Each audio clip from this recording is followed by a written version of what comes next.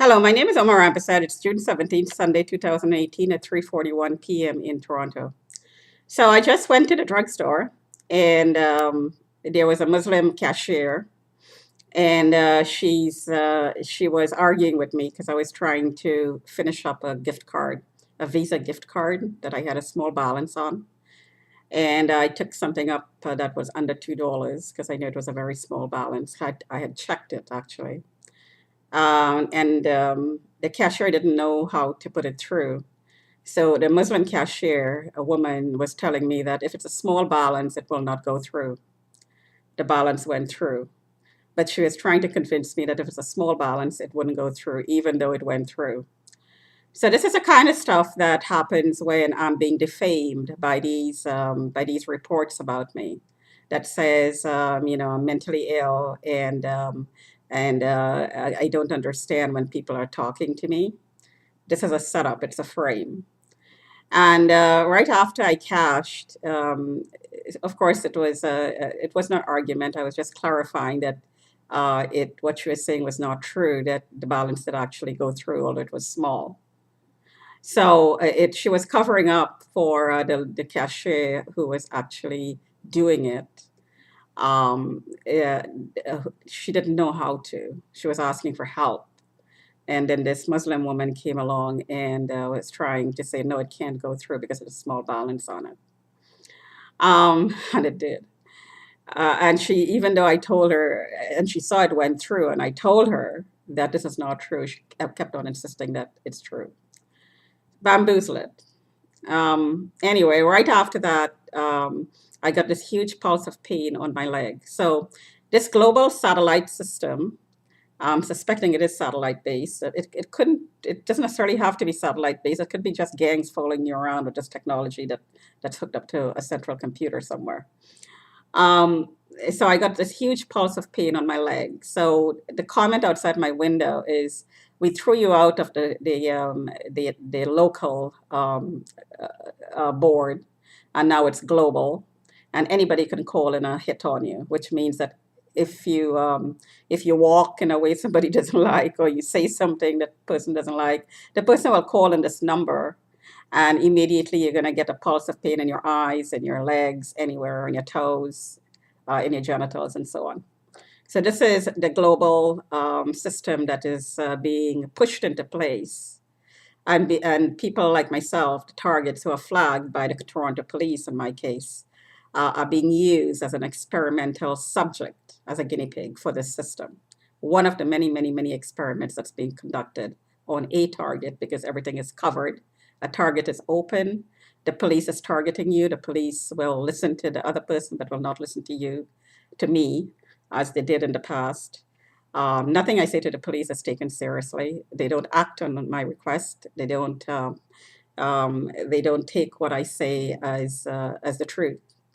And so, because I'm a target, this is what they're supposed to do.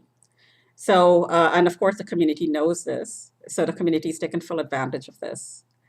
As I said before, this harassment, bamboozle, is in the workplace as well. The comments, something is wrong with her, because in the drugstore, there were whispers, something is wrong with her. She's mentally ill. Even the family thinks so. She really used to be a prostitute. It's absolute now. And all these names that they are calling, like Pad and Brethren, and all these names, had their fill of her. They ate enough. They looked at her. They lived with her as a wife. So now she's a sex slave, even if she wasn't one before. And all these nasty comments being made by predominantly Chinese people in the store. This is in the workplace as well. So it isn't obviously been blogging about, talking about what's going on and tweeting about what's going on in the building. So it started in the building.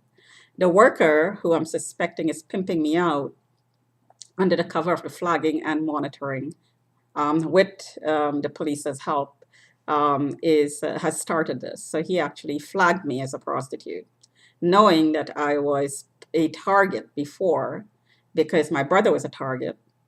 And I believe at that point in time, they were tracking people who had affiliations with Muslim people. And my brother had Muslim friends because he grew up in a country where Muslim and Indians and Hindus mixed. So, of course, he had Indian friends from Trinidad. And he went to mosques because, not because he wanted to turn Muslim. In fact, he was trying to find common ground between the two religions. So he was trying to pull it together. But he was targeted. And as I'm talking right now, there's a groping effect on the breasts, and this is used as well in the workplace to distract me. It's a very distracting thing. So I do suspect that one of the neighbors is doing this because they harassed me outside the window saying I'm a target. So I know it's one of the neighbors doing this. It's an extension of the targeting program and the community control program that's in place. So as you can tell, this eye is less alert than the other one. This eye is actually burning and it's tagged, I believe. It's constantly pulsed, and I do get flashes in my eyes as I walk outside, as well as when I read. And the flashes are more so when I feel these pulses of pain, with comments outside the window from the worker and the people in the loading dock saying, "We're going to take your eyes out." Basically, this is intimidation by the people who are running this program. These people are given contracts. So they're doing this because they're paid to do it. They have to do it. They're running a program. It's a business. So, of course, I'm not a prostitute, and I was not angry with the lady. I was pointing out very clearly that she was wrong. But because this report is out there about me, um, to run the program, because there has to be misinformation out there about me to be able to be viewed as somebody who's criminal, who's aggressive, who's violent, whatever. That's being reported about me. All this crap, excuse me, that's being reported about me. It has to be out there to make people treat me, as if I'm not a human being, basically. So, so this is just clarification. I'm sure somebody called the cops, and this is an ongoing thing that's gonna continue for a long time. I'm thinking for the rest of my life, which is okay with me because, well, okay, so let me not say that. It's not okay with me. Um, what I meant is it gives me reason to talk about it over and over and over and over again, expose what's going on, make very good cases in court, sue people, get money as a result of people being sued. Because I can't find a proper job because of what's going on. When I do find them, I get harassed in the job.